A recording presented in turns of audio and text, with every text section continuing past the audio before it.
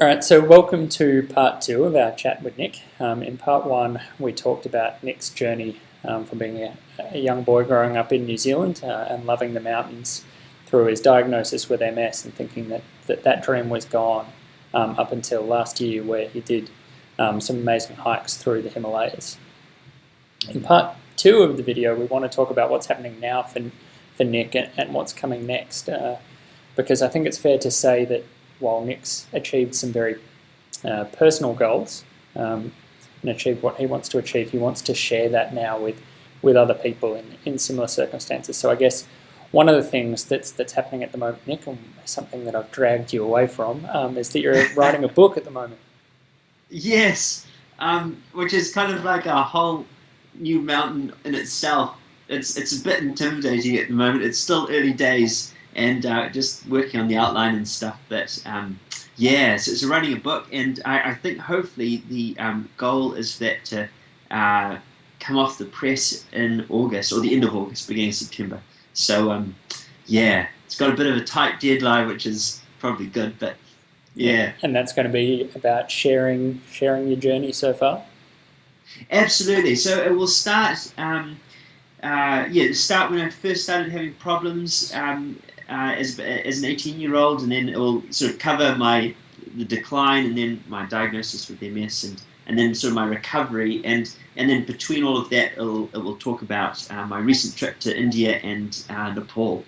We did a couple of peaks. So excellent.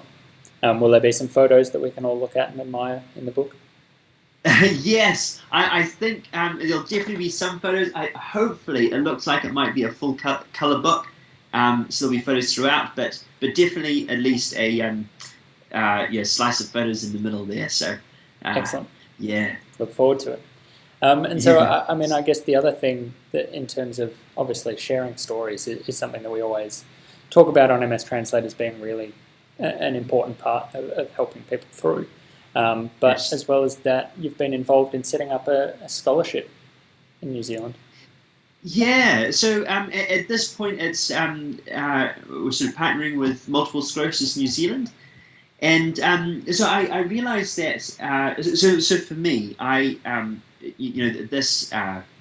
ability to climb in the Himalayas has been hugely supported and stuff by my family and these kinds of things, and I realised that I couldn't have done it without them and friends and community and so part of that as well is just there's I'm single, and so I sort of have been able to maybe spend money on things like gym trainers and that kind of thing. But for a lot of people who might have mortgages and families and these kinds of things, they might not have the money to actually be able to pursue dreams of getting back into the outdoors, and it does take it needs to be financed, and so. So set up this scholarship fund to help people who have MS to overcome some obstacles so that they can get back into the outdoors, and that might mean like a helicopter flight into the mountains. They can spend a day just sort of up there without having to climb up there, and or it might mean hiring a guide for vision impaired persons so that they can walk down a track. So just these kinds of things to help people get into the outdoors. And is that scholarship currently available for people to apply for? How can people find out more information? At the moment, it will be mostly just through my website, masterymountains.org. But shortly, that will be available through the Multiple Sclerosis website.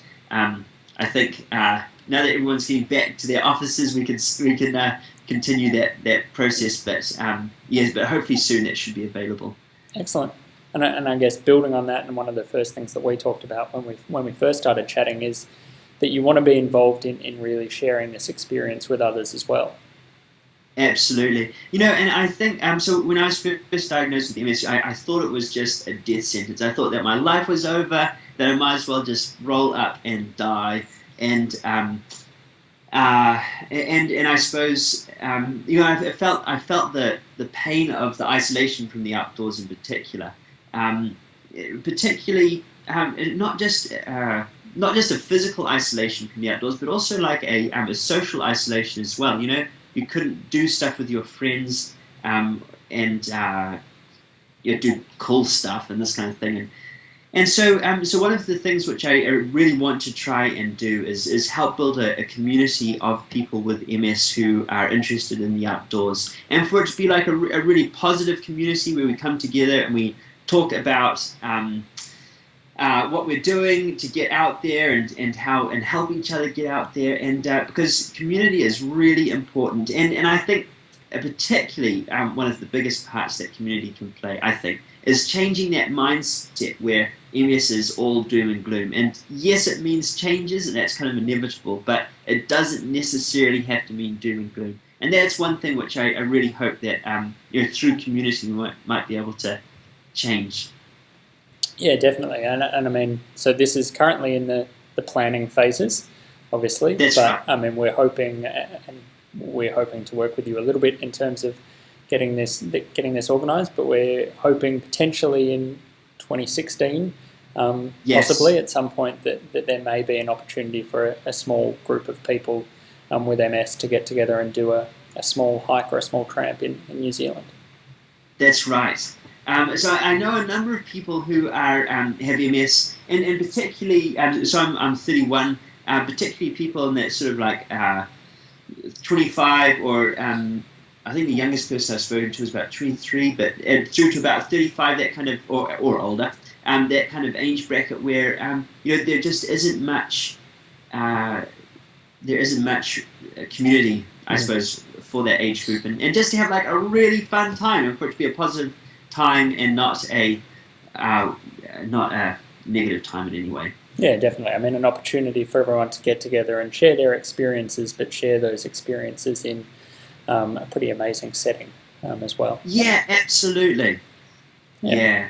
Okay, well, I mean, we will definitely continue to work with you in terms of that and provide information as the planning on that continues. That's super. It sort of goes without saying that we thank you very much for your time, especially at such a busy time while you're writing the book. Probably a little happy to get away from that for a little while just to have a chat. But again, thank you so much for your time and sharing your experiences. And we hope to be able to present more on it as it comes to hand over the next few months. That'd be great. Awesome. Thanks, Nick. And thank you, Brett. We'll talk later.